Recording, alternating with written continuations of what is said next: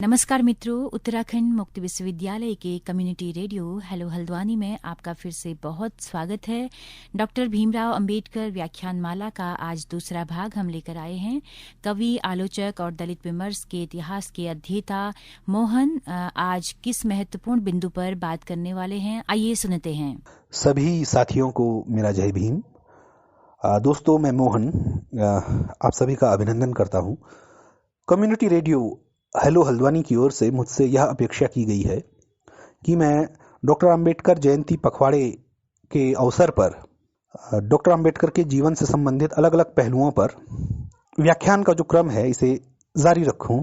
तो दोस्तों, आज मैं डॉक्टर अंबेडकर के जीवन से संबंधित एक बेहद महत्वपूर्ण पहलू पर आप सबके सामने ये व्याख्यान प्रस्तुत करना चाह रहा हूं। वो पहलू है डॉक्टर अंबेडकर के द्वारा अपने जीवन के अंतिम समय में अपने मृत्यु से मात्र 2 माह पूर्व हिंदू धर्म को छोड़कर बौद्ध धर्म को अपनाया जाना।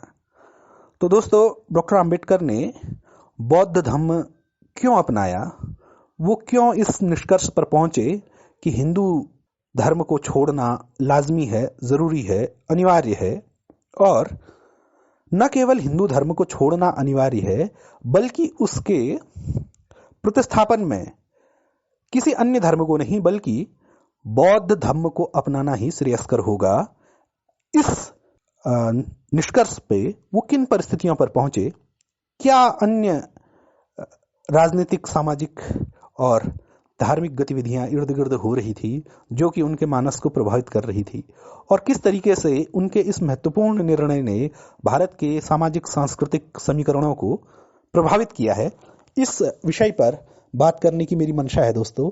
हालांकि जिस फॉर्मेट में मैं आपसे बात कर रहा हूं और जिस तरीके से आपसे बात कर रहा हूं, उस फॉर्मेट की और इस समय की अपनी सीमा है दोस्तों।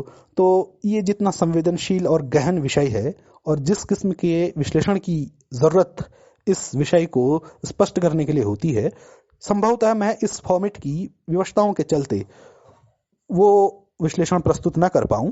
लेकिन मेरा प्रयास है कि मैं इस महत्वपूर्ण परिघटना के इर्द गिर्द जो भी डेवलपमेंट्स हो रहे थे, जो जो बिंदु थे, उन सब पर तार्किक तरीके से एक विश्लेषण आप सबके सामने दोस्तों प्रस्तुत करूं।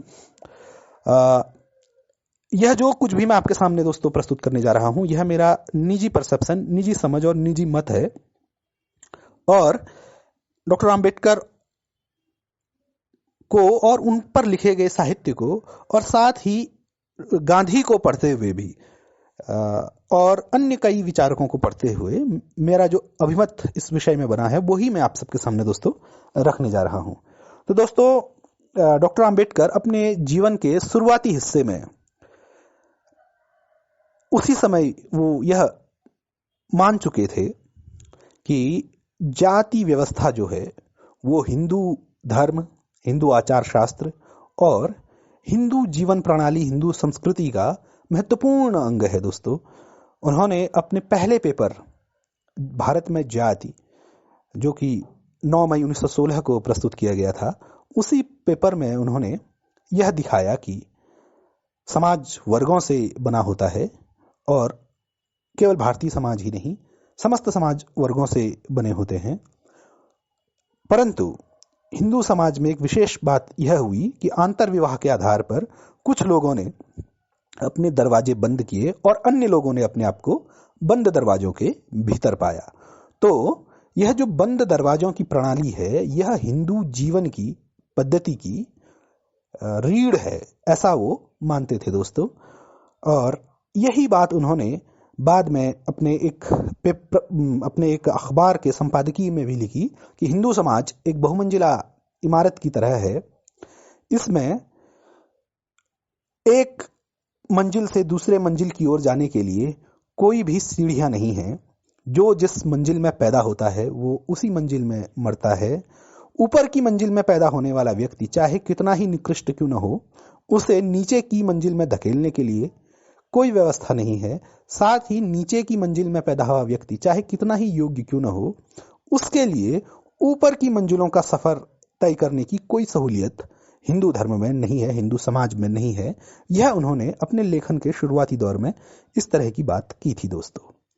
परंतु हमें यह भी देखना होगा कि अपनी समाज सुधार की शुरुआती सक्रियताओं में डॉक्टर अंबेडकर ने मंदिर प्रवेश, जो कि कालाराम, नासिक का कालाराम मंदिर प्रवेश का आंदोलन उन्होंने किया। इसके अलावा महाड़ का सत्याग्रह से संबंधित आंदोलन उन्होंने किया।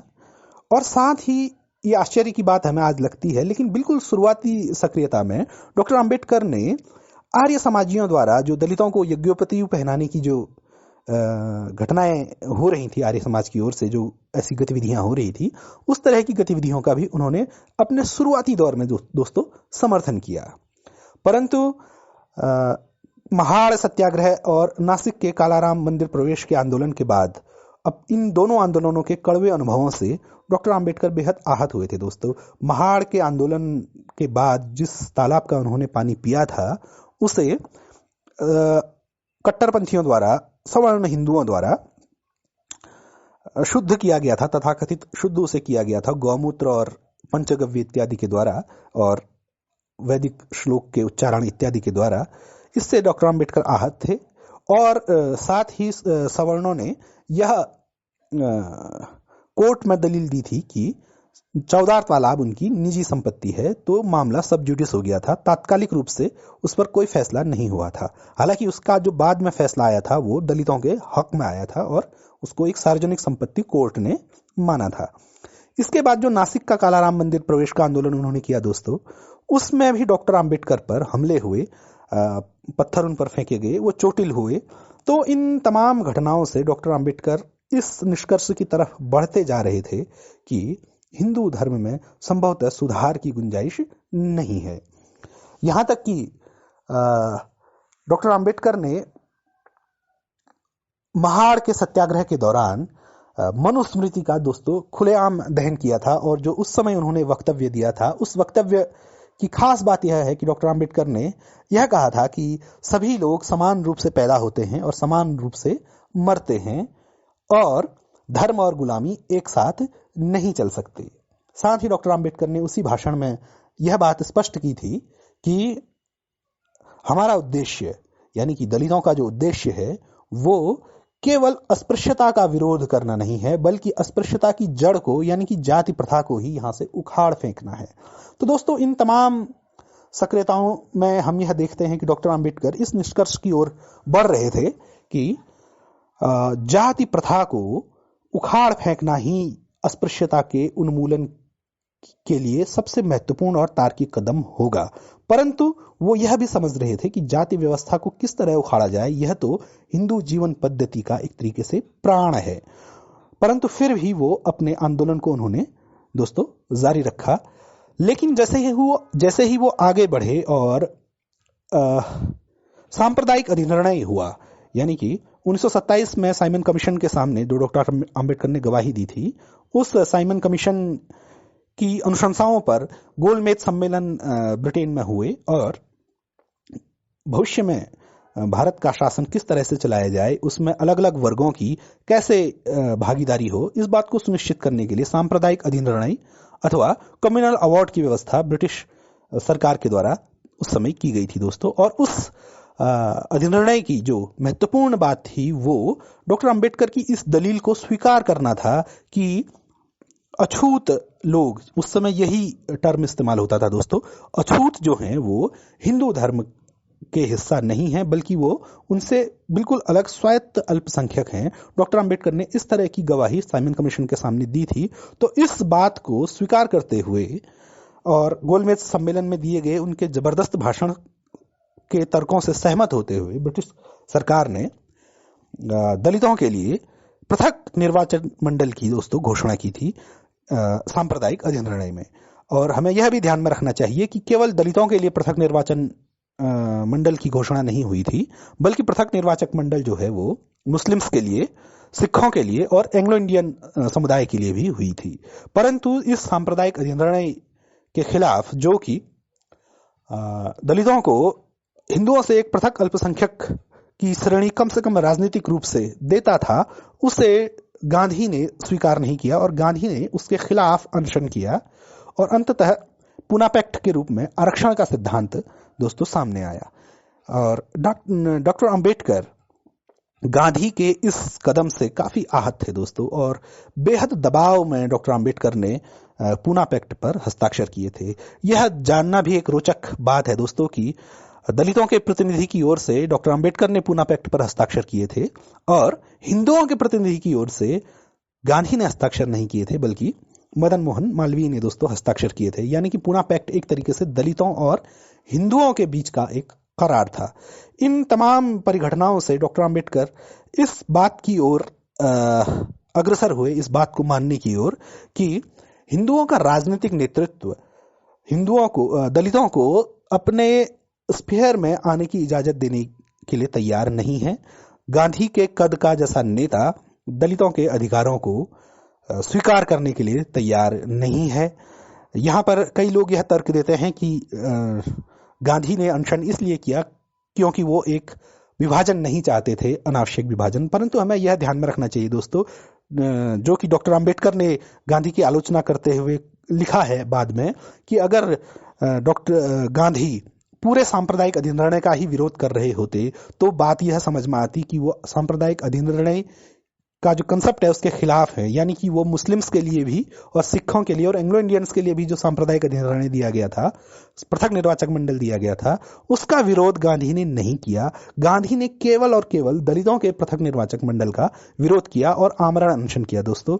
तो डॉक्टर अंबेडकर इस बात से मुतमईन हुए कि हिंदुओं का राजनीतिक नेतृत्व दलितों के पृथक राजनीतिक अस्तित्व को बर्दाश्त नहीं करने जा रहा है और सामाजिक रूप से दलितों के आंदोलन के सफलता की कोई गुंजाइश नहीं है, क्योंकि नासिक का कालाराम मंदिर हो या फिर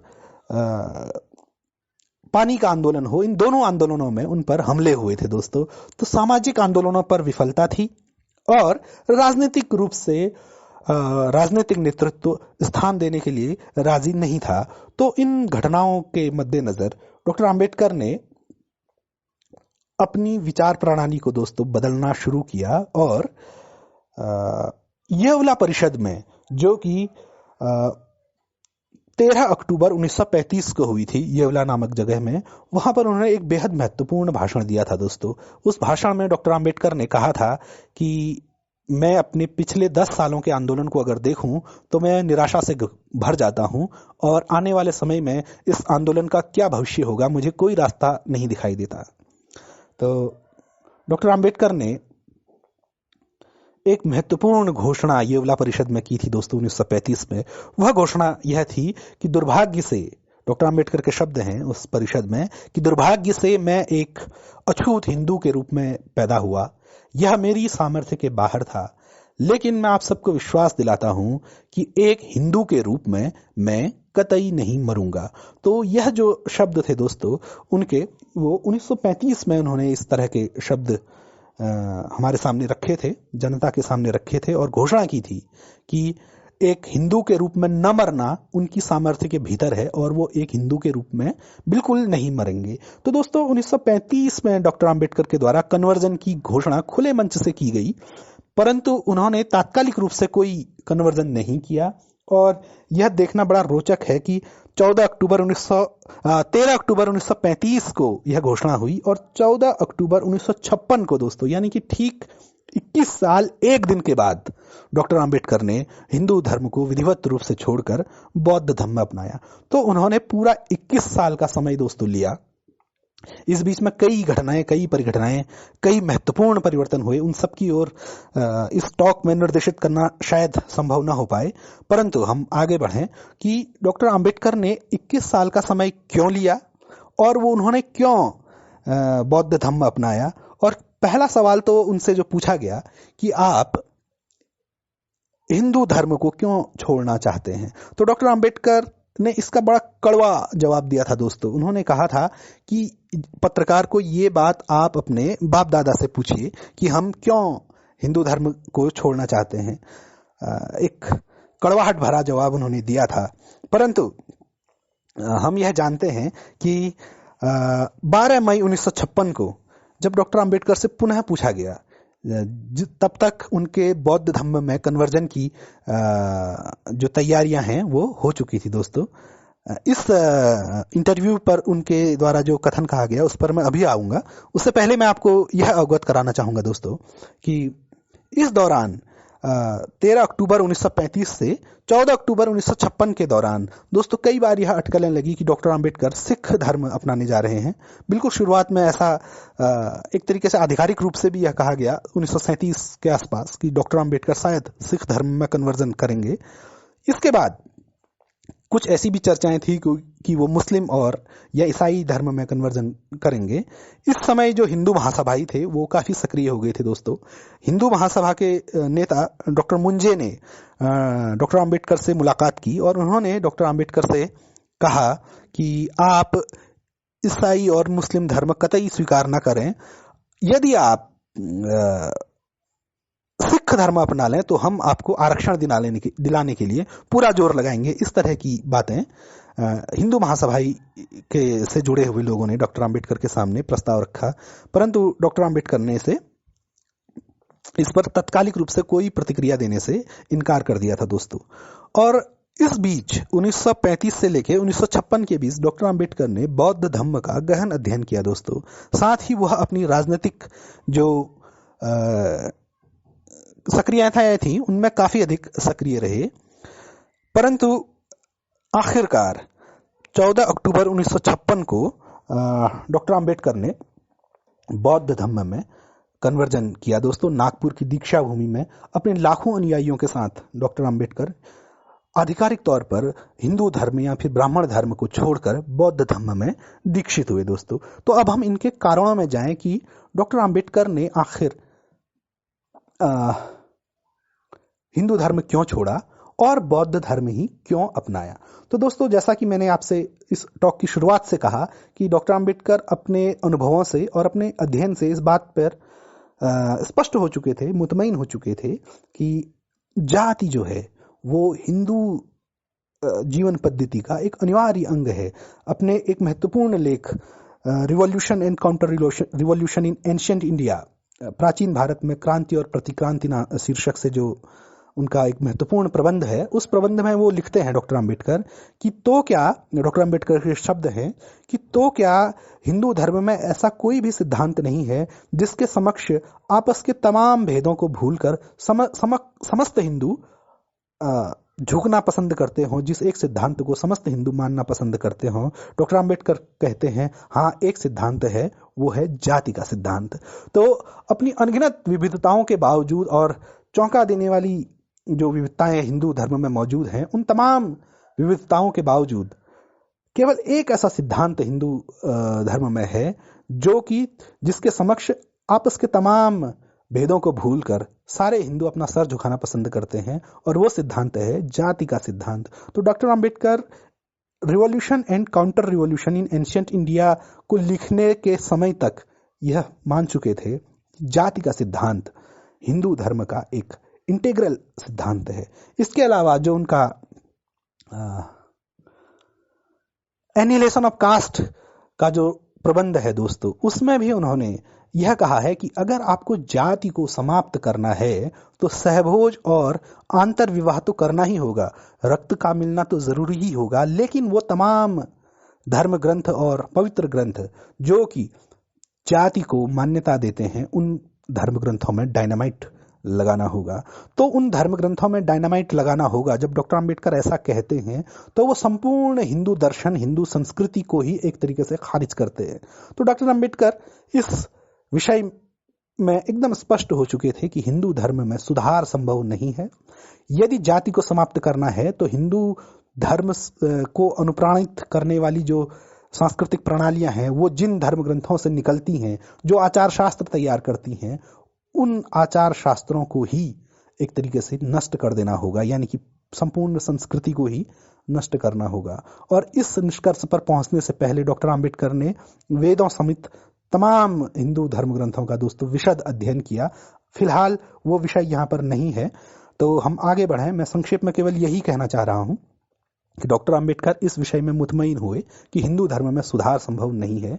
उसके जाति के सिद्धांत को मान्यता देने वाले धर्म ग्रंथों को या तो नष्ट किया जा सकता है अथवा हिंदू संस्कृति को ही नष्ट किया जा सकता है। परंतु हिंदू संस्कृति को नष्ट करना हिंदू धर्म के सबसे निचले पायदान में शामिल किए गए या फिर अंत्यज के रूप में हिंदू धर्म से के परिधि से भी बाहर रखे गए दलितों की अपनी क्षमता में नहीं है। इसलिए दलितों के लिए यह उपयुक्त होगा कि वो हिंदू धर्म को ही छोड़ दें। तो डॉक्टर अंबेडकर हिंदू धर्म को छोड़ने के लिए उनका सिद्धांत दोस्तों पक्का हुआ। अब हम इस बिंदु पर आते हैं कि डॉक्टर अंबेडकर ने अगर हिंदू धर्म छोड़ा तो फिर बौद्ध धर्म ही क्यों अपनाया, बौद्ध धर्म ही क्यों अपनाया। दोस्तों इस विषय को लेकर 12 मई 1956 को डॉक्टर अंबेडकर का एक इंटरव्यू है दोस्तों। उसमें उनसे पूछा गया कि आप बौद्ध धर्म क्यों अपनाना चाह रहे हैं। इसी इंटरव्यू में डॉक्टर अंबेडकर से यह पूछा गया कि अगर आप बौद्ध धर्म अपनाएंगे तो सांप्रदायिक अधिनिर्णय में यानी कि भारत के संविधान में जो आरक्षण का जो सिद्धांत है और आरक्षण का जो लाभ है उससे वंचित हो जाएंगे। हमें यह ध्यान में रखना चाहिए दोस्तों कि आजाद भारत में धर्मांतरित बौद्धों का जो आरक्षण है वो लागू नहीं था और सिखों धर्मांतरित जो दलित किसी भी धर्म में धर्मांतरित हुए उनको कोई आरक्षण नहीं मिलता था। तो डॉक्टर अंबेडकर से यह पूछा गया कि यदि आप बौद्ध धर्म अपनाएंगे तो क्या दलित समुदाय आरक्षण से वंचित नहीं हो जाएगा। तो डॉक्टर अंबेडकर ने इसका जवाब दिया कि क्या आरक्षण के लिए ब्राह्मण दलित होना चाहेंगे।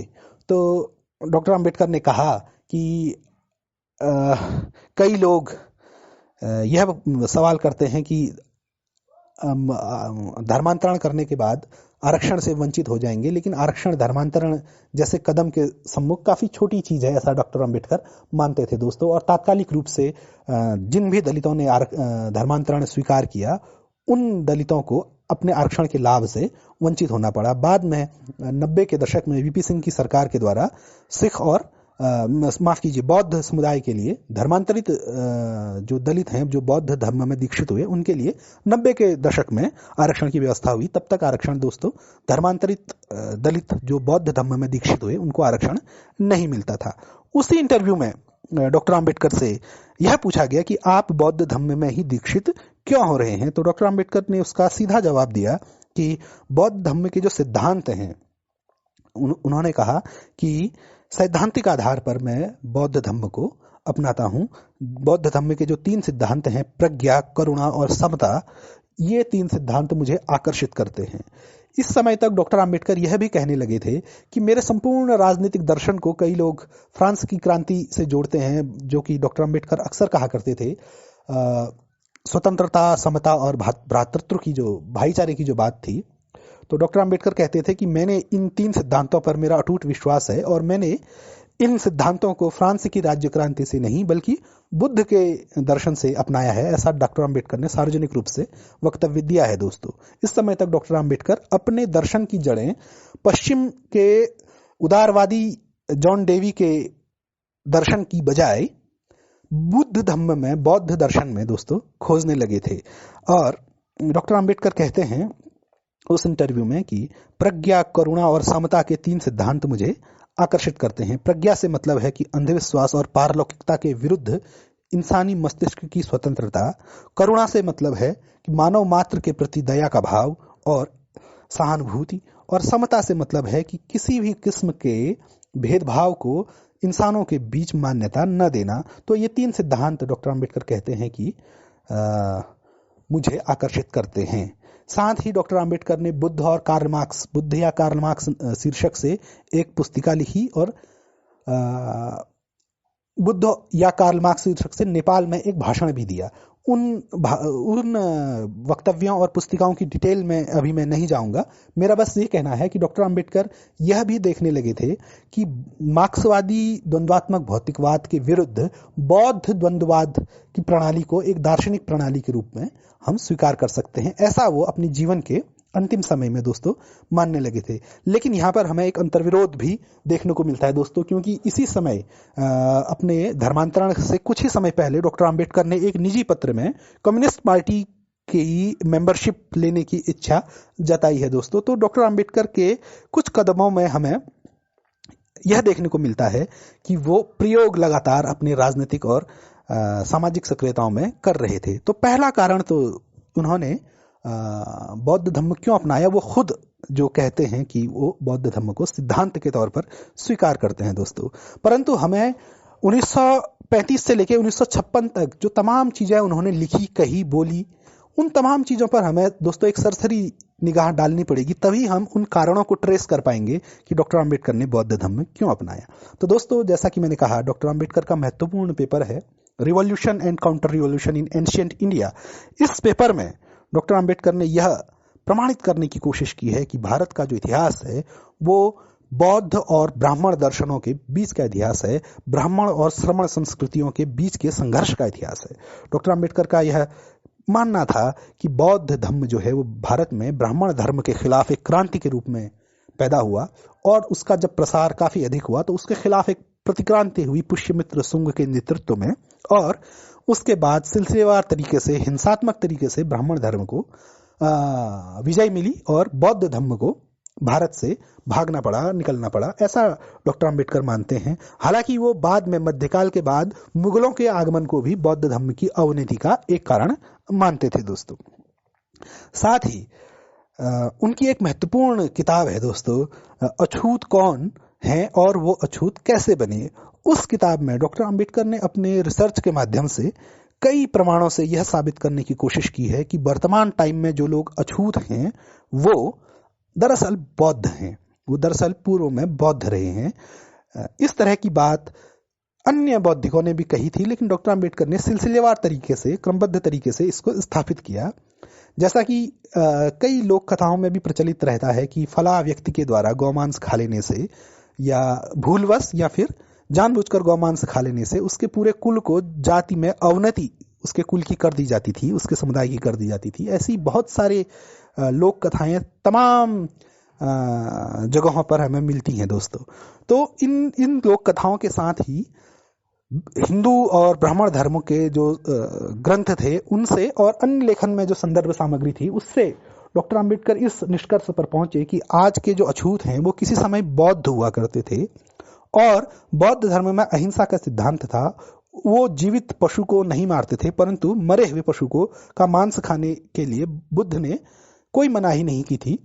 तो जब उन्होंने मृत गौमांस खाया तो वो अछूत घोषित किए गए। ऐसा जो मोटा मोटा निष्कर्ष है उनका वो ये है। तो डॉक्टर अंबेडकर यह भी मानने लगे थे कि वर्तमान जो अछूत समुदाय है वो पूर्व में बौद्ध रहा है, और ये बात काफी हद तक तार्किक लगती है दोस्तों। एटकिंसन ने उत्तराखंड के शिल्पकार समुदायों के बारे में ऐसा ही लिखा हुआ है, और तमाम कम से कम उत्तराखंड के हिमालयी समाज का विश्लेषण और इसके इतिहास में जो लोग काम करते हैं वो यह मानते हैं कि आर्यों के आने से पहले और खसों के आने से पहले, यहाँ पर खसों के दौरान और आर्यों के आने से पहले यहाँ पर बौद्ध धर्म अच्छी तरीके से स्थापित था, और यहाँ का जो शिल्पकार समुदाय है संभवतः वो बौद्ध हुआ करता था। कई जो स्थल हैं वो बौद्ध स्थल आज भी यहाँ पाए जाते हैं। ऐसा इस जो मंतव्य डॉक्टर अंबेडकर प्रस्तुत कर रहे हैं उस पर कुछ न कुछ उसका तार्किक आधार है, ऐसा हमको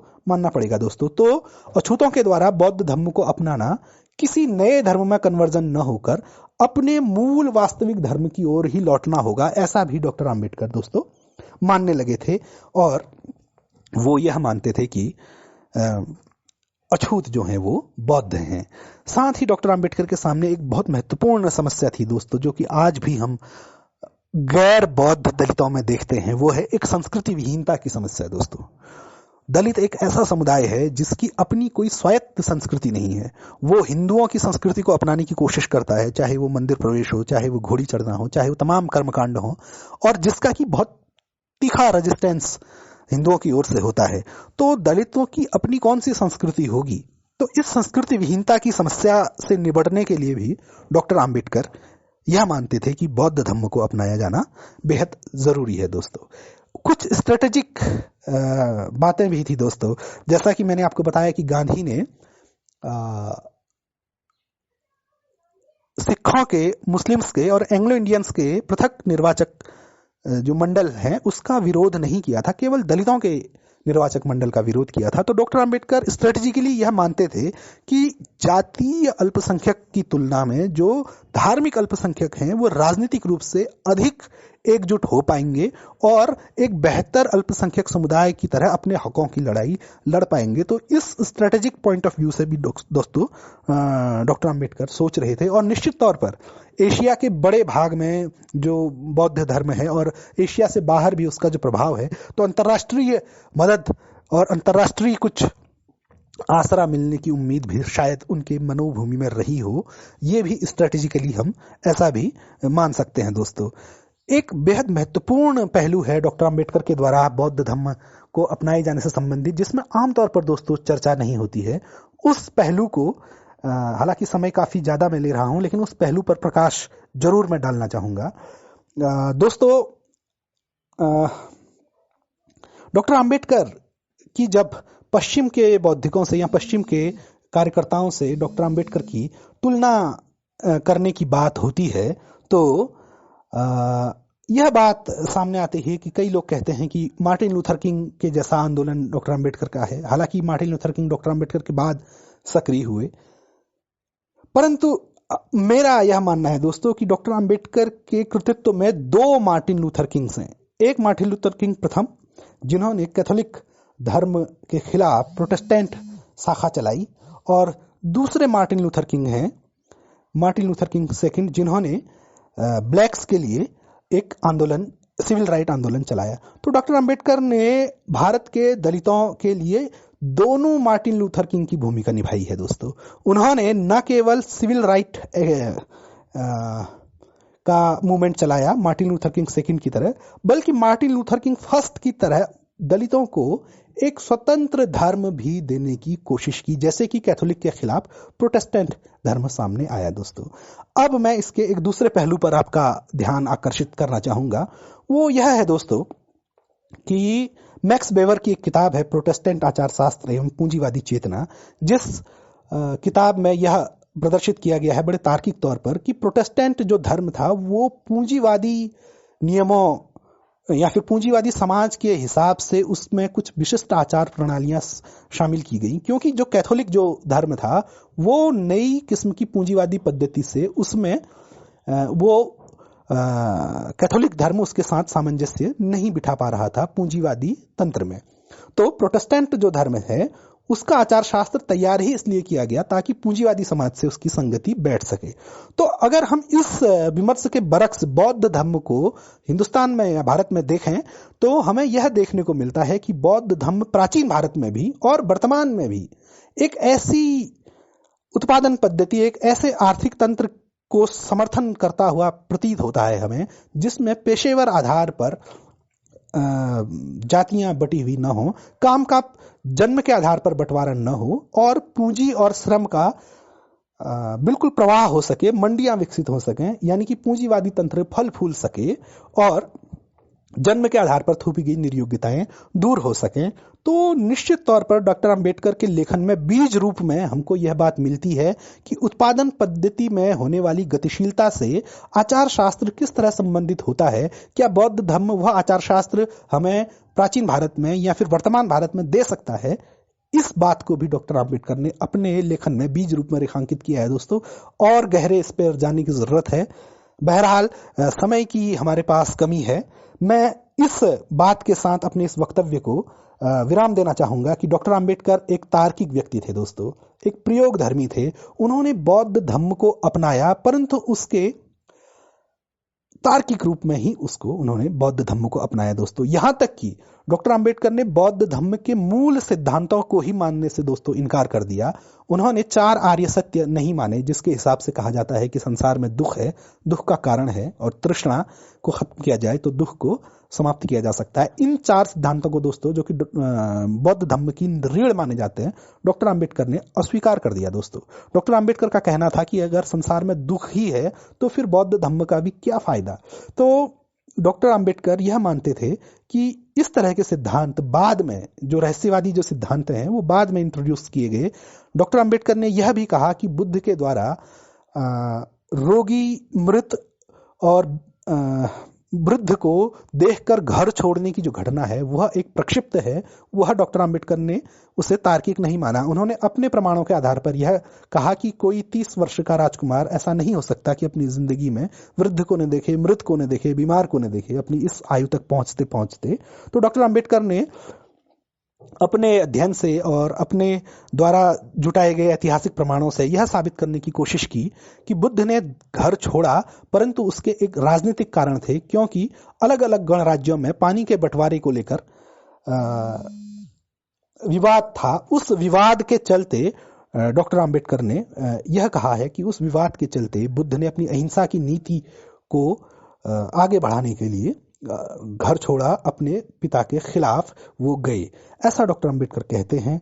डॉक्टर अंबेडकर ने बौद्ध धम्म के तमाम सिद्धांतों को झाड़ पोंछकर उसमें जो रहस्यवाद आ गया था उसे निकालकर एक नए किस्म के बौद्ध धम्म की दोस्तों परिकल्पना की और तार्किक तौर पर बौद्ध धम्म को स्वीकार किया।